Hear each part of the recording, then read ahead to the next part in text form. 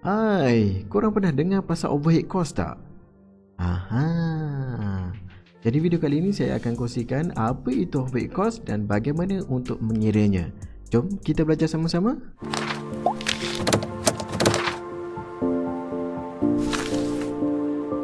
Overhead cost ni, dia adalah salah satu kos yang perlu ditanggung oleh kontraktor, iaitu cost management.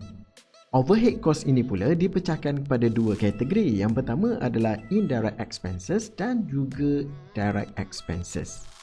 Nah, apa pula indirect expenses ni? So, indirect expenses ni bagi seseorang kontraktor, dia melibatkan dengan pembelanjaan kontraktor itu melibatkan pembelanjaan dekat office. Bukannya melibatkan pembelanjaan dekat site. Itu cerita lain. Nanti kita akan sebutkan sekejap saja lagi. Manakala perbelanjaan ini pula bukan by project tau. Dia bukan project A settle lepas tu tutup account, tidak. Dia akan dikira berdasarkan total amount. Contohnya sekarang tahun 2021. Jadi untuk projek yang tahun 2020 tu kita dah boleh tutup account. Dan untuk overhead cost ni dekat sini kita boleh kira, dan kita akan kira dalam bentuk percentage. Baik, untuk indirect expenses ni kita boleh pecah pada 4 kategori. 4 kategori. Yang pertama adalah office rent. So untuk office rent ni biasanya kos-kos sewaan untuk pejabat kita. Yang kedua adalah office supplies. So untuk office supplies ni normally kita nak beli kertas ke, nak beli stationery ke. Kemudian utilities. So utilities ni melibatkan dengan bil elektrik, bil air, bil telefon, insurans jika ada, phone kalau kita beli phone untuk staff, untuk kemudahan phone fix kabel di pejabat. Office equipment, contoh macam kita beli laptop, kita beli PC untuk kegunaan pejabat. Kena ingat lagi sekali saya ulang, ini adalah keperluan kos yang melibatkan di pejabat, bukan di site. Seterusnya adalah furniture and tax. Mungkin machineries yang terlibat kita sewa, contoh mesin-mesin photostat. Yang kedua adalah staff salaries. So staff salaries ni executive kita, pegawai-pegawai kita, mungkin engineer kita dalam tu. Kemudian purchasing staff, bookkeepers jika ada, estimators, penilai-penilai untuk company kita, dan juga administration staff. So saya buat note dekat sini sikit. Mungkin terlibat dengan any else working in the office and not directly employed on a specific project. Jadi mungkin ada staff-staff sambilan yang kita lantik, mungkin staff-staff kontrak, tapi skop kerja dia hanya di pejabat kita, bukan di site office. Tidak, di pejabat office kekal kita. Kategori yang ketiga adalah miscellaneous indirect overhead cost. Contoh dari segi pembelanjaan travel kita, legal fees mungkin terlibat, marketing and advertising, dan kalau kita ada auditor ataupun any charitable donation yang kita buat, itu termasuk dalam indirect expenses untuk kes-kes lain. Kategori yang keempat dalam indirect expenses pula adalah depreciation expenses. Ini adalah pembelanjaan dalam kategori yang terakhir dalam indirect expenses. Apa dia? Contoh expenditure. So kalau any expenditure of the office equipment yang terlibat, dan mungkin construction equipment. Tetapi any other company own construction equipment would have percentage written off each year. Jadi kita beli betul untuk site tu, tapi dia bukan habis kat site tu saja. Kita boleh pakai balik. Contoh backhoe. Kita company kontraktor, kita pada satu site tu mungkin tak berbaloi untuk kita sewa, jadi kita akan beli backhoe tu. Jadi backhoe tu akan jadi atau office lah, atau company. Jadi itu dikira sebagai indirect expenses juga. Jadi dalam overhead cost ni, kalau untuk direct expenses, apa yang terlibat? So normally dia kalau direct expenses ni, kita akan bercakap tentang pembelanjaan yang betul-betul kita belanjakan untuk construction site kita, untuk tapak projek kita. Jadi job overhead cost ni kita juga kenali dia sebagai general condition, yang mana dia adalah directly charged to specific project. Kena ingat, dia directly charged to specific project, hanya project tu sahaja. Jadi ini kita panggil sebagai direct expenses. Jadi apa contoh-contoh job overhead cost ni yang direct expenses? Kita tengok pertama adalah dari segi gaji, salaries. Gaji ni kita bayar spesifik untuk projek tu sahaja. Dia berbeza ya dengan gaji-gaji orang dekat office sana. Jadi ini termasuklah dari segi wages, payroll tax and benefit paid to employer project.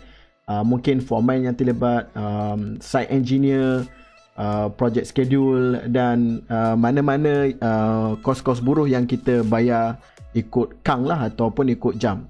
Yang kedua adalah facilities. Ini facilities ni melibatkan dengan temporary office facilities. Mungkin kita melibatkan dengan trailer, own or lease.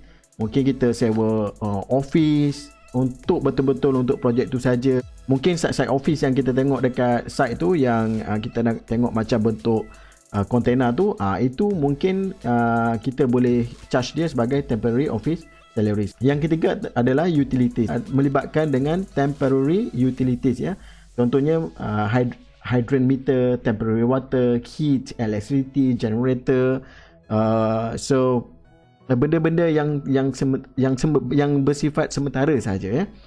Dan yang keempat adalah utilities. Ada segi sanitation facilities, contoh temporary toilet facilities. Jadi dekat site kalau siapa nak buang air tu takkan nak buang merata kan. Jadi mesti ada temporary toilet, wajib kena ada.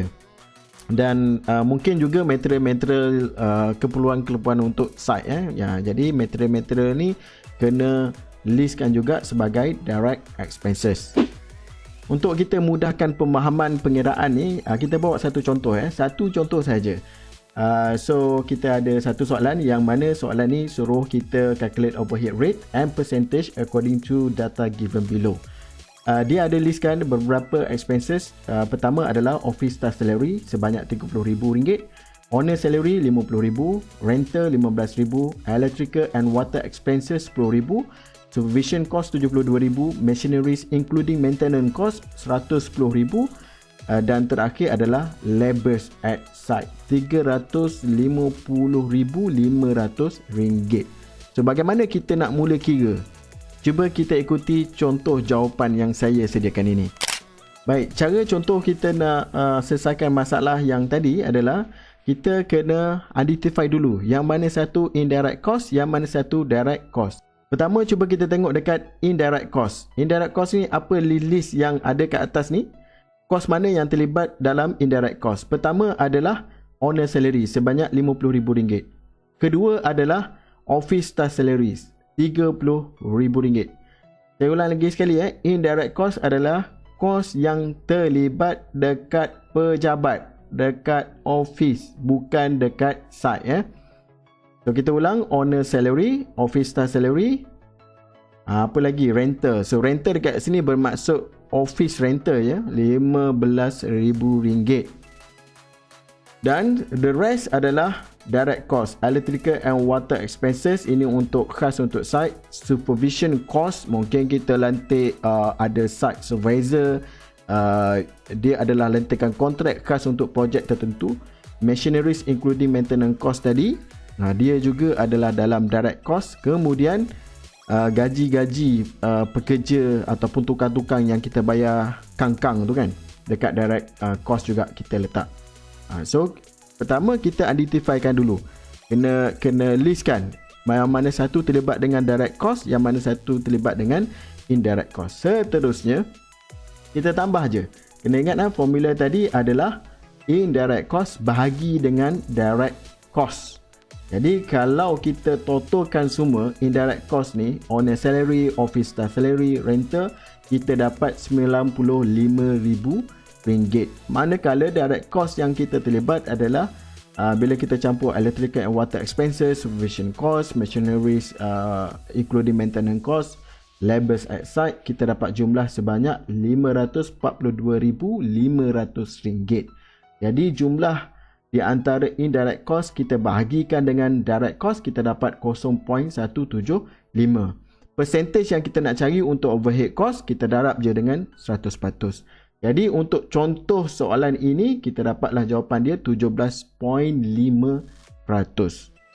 Jadi dengan sedikit penerangan ringkas tadi mengenai tentang apa itu overhead cost, apa kos yang terlibat, perbelanjaan apa yang terlibat, ada dua jenis tadi kan.